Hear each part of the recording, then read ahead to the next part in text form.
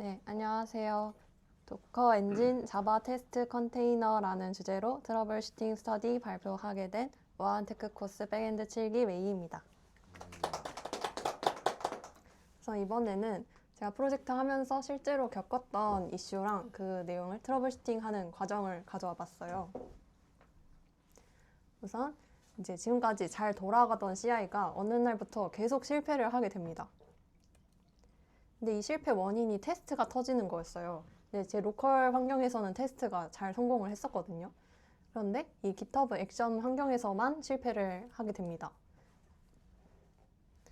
그래서 이 실패하는 테스트들의 공통점을 추려봤는데 혹시 원인을 아시는 분 있으신가요? 원인이 무엇일 것 같나요? 네, 원인의 공통점은 이 테스트 컨테이너를 사용하는 테스트였다는 겁니다. 테스트 컨테이너를 간단하게 설명을 해보자면 이제 테스트를 할 때 도커 컨테이너를 띄워서 그 도커 컨테이너 환경을 이용해서 테스트를 하도록 하는 오픈소스 라이브러리예요. 근데 제가 테스트 컨테이너를 사용한 이유는 저희는 테스트 환경이 EC2 기반으로 되어 있었는데 이제 전문 검색 쿼리를 사용하다 보니까 그게 MySQL에서만 지원이 되거든요. 그래서 해당 테스트는 MySQL 위에서 돌릴 수 있도록 MySQL 테스트 컨테이너를 이용을 했었습니다. 그래서 처음에는 이제 이 에러 메시지를 긁어가지고 AI한테 한번 던져줬었어요. 그런데 AI가 이제 제시해주는 해결 방법이 이제 저희의 상황과는 다 맞지 않는 것 같았어요. 그래서 두 번째로는 테스트 컨테이너 레포를 찾아가게 됩니다. 그래서 최근에 올라온 이슈들을 보다가 뭔가 저희 환경에 딱 맞는 원인인 것 같은 이슈가 올라와 있더라고요. 이 내용을 간단히 정리를 하자면 GitHub 우분투 러너에서 사용하는 도커 엔진 버전이 올라갔어요. 그래서 그 도커 엔진을 사용하는 테스트 클라이언트가 계속 실패를 한다라는 내용이 있었습니다.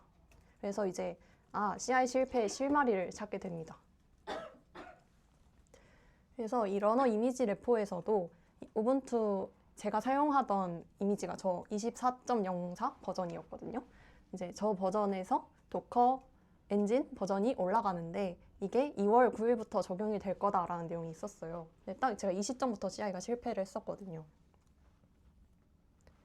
그리고 제가 사용하던 테스트 컨테이너 버전이 1.21.2 버전이었는데 이 버전에서는 도커 API 기본 버전이 1.32 버전이었어요. 그런데 이제 도커 엔진 29.1, 즉 그 우분투 러너에서 업데이트된 도커 엔진 버전에서는 도커 API 1.44부터만 수용할 수 있게 된 거예요. 그러니까 이 버전이 자체가 맞지 않아가지고 오류가 발생했던 거죠. 근데 제 테스트 로컬 환경에서는 왜 터지지 않았냐 하면 이제 제 로컬은 좀 9버전 엔진을 사용하고 있었기 때문에 1.32 버전도 받을 수 있는 환경이었어요. 그래서 이 이슈를 겪고 난 뒤에 제가 제 로컬 엔진도 업데이트를 해주니까 이제 로컬에서도 똑같이 테스트가 실패를 하더라고요. 사실 문제 해결 자체는 되게 간단했습니다. 이제 테스트 컨테이너도 2.0.2 버전부터는 기본 도커 API 버전이 1.44로 올라가게 돼요. 그럼 이거를 사용하면 이제 앞서 우분투 러너에서 사용하는 도커 엔진에서 요구로 하는 도커 API 버전과 이제 맞기 때문에 오류가 발생하지 않습니다. 그래서 이 라이브러리 버전을 업그레이드 해주는 방법으로 저는 문제를 해결했어요. 그리고 이제 이 과정에서 제가 아무렇지 않게 사용했었던 기술들에 대해서 조금 궁금증을 갖게 되었고 이 내용을 좀 알아봤어서 그래서 그 내용을 이제 공유를 해보도록 할게요. 우선 첫 번째로 도커 엔진과 도커 API에 대한 내용인데요. 도커 엔진은 이제 클라이언트와 서버 구조로 이루어져 있어요.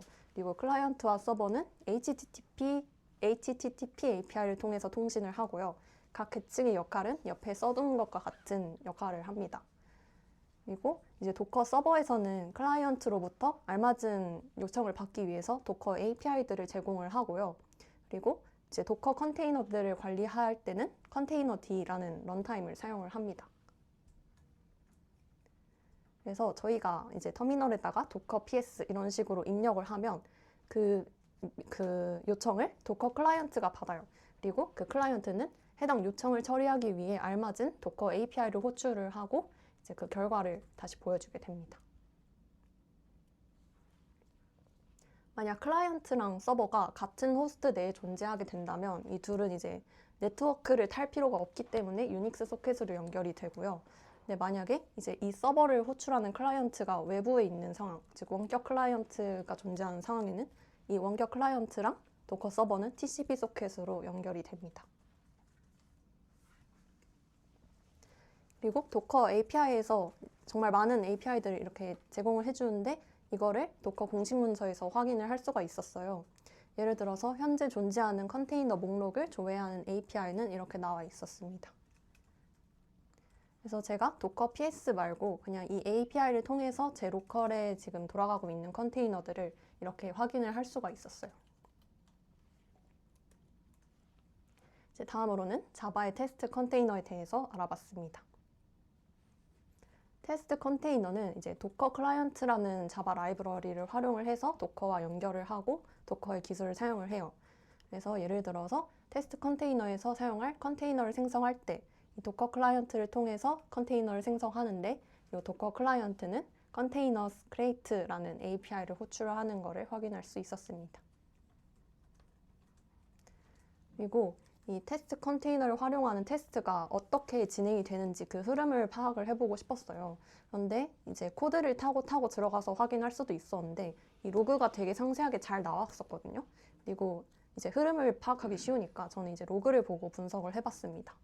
그리고 이 테스트 환경은 참고로 제가 사용했던 MySQL 컨테이너를 사용하는 환경입니다. 우선 첫 번째로는 이제 도커와 연결을 시도를 하는데요.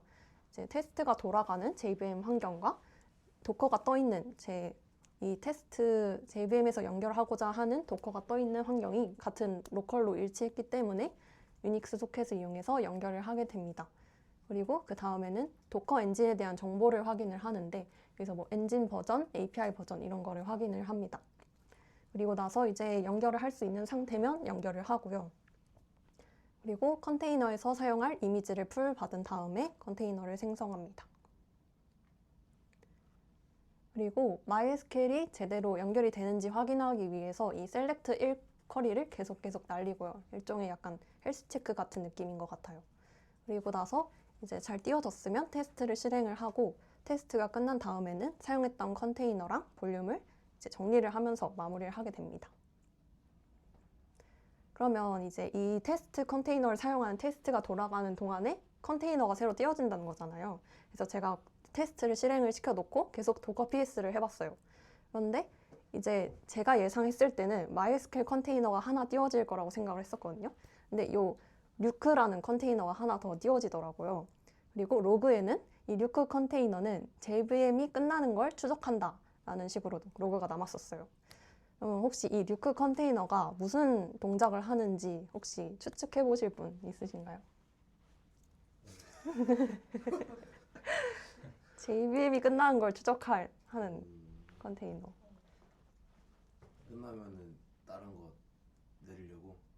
근데 테스트가 끝났을 때 원래 이제 컨테이너를 다 내리는 게 기본적으로 되어 있거든요. 컨테이너 상태 오. 약간 비슷한데, 그러니까 테스트가 이제 원래 정상 종료가 되면 사용했던 컨테이너들이 다 정리가 되도록 되어 있는데 이제 예를 들어서 JVM이 비정상적으로 종료가 됐다면 그 컨테이너를 종료하는 것까지 실행하지 못하고 이제 끊어질 수가 있잖아요. 그러면 테스트에 사용했던 컨테이너가 남아있는 그런 상황이 발생할 수 있겠죠. 그래서 류크 컨테이너는 테스트 컨테이너에 대한 일종의 가비지 컬렉터 같은 존재라고 볼 수 있어요. 그래서 테스트 컨테이너 라이브러리를 사용을 하면 여기 이 JVM에서 류크 컨테이너에 계속 하트비트를 보낸다고 해요. 그리고 이제 이게 끊어지면 류크 컨테이너는 JVM 종료를 감지를 할 수 있는 거죠. 그러면 류크 컨테이너는 그 테스트 컨테이너에 대한 정보들을 미리 저장을 해놓는데 그러면 이제 JVM 종료가 감지가 되면 테스트 컨테이너들을 다 지우고 이제 자신도 지우면서 마무리를 하게 됩니다. 참고로 이 류크 컨테이너의 류크는 데스노트의 사신 이름이 류크에서 따왔다고 합니다. 네, 이제 결론을 말씀드리면서 마무리해 볼게요. 제가 겪었던 이슈 상황을 정리를 해봤는데요. 기존에는 이렇게 GitHub 우분투 러너에서 잘 CI가 돌아갔습니다. 그런데 이제 어느 날 우분투 러너에서 사용하는 도커 엔진 버전이 업그레이드됨에 따라서 도커 API의 최소 요구 버전이 높아졌고 이제 제가 사용하던 테스트 컨테이너는 그 최소 요구 버전을 충족시키지 못했기 때문에 도커 연결에 실패해서 실패를 했었어요. 그래서 저는 테스트 컨테이너 버전을 업그레이드해서 사용하는 도커 API 버전을 맞춰줌으로써 이슈를 해결을 했었습니다. 느낀 점은 좀 짧은데 뭔가 어떤 외부 라이브러리를 사용하다가 문제가 발생했을 때 이제 문제가 발생하지 얼마 안 된 거는 AI에 물어봐도 이제 잘 해결을 못 해주더라고요.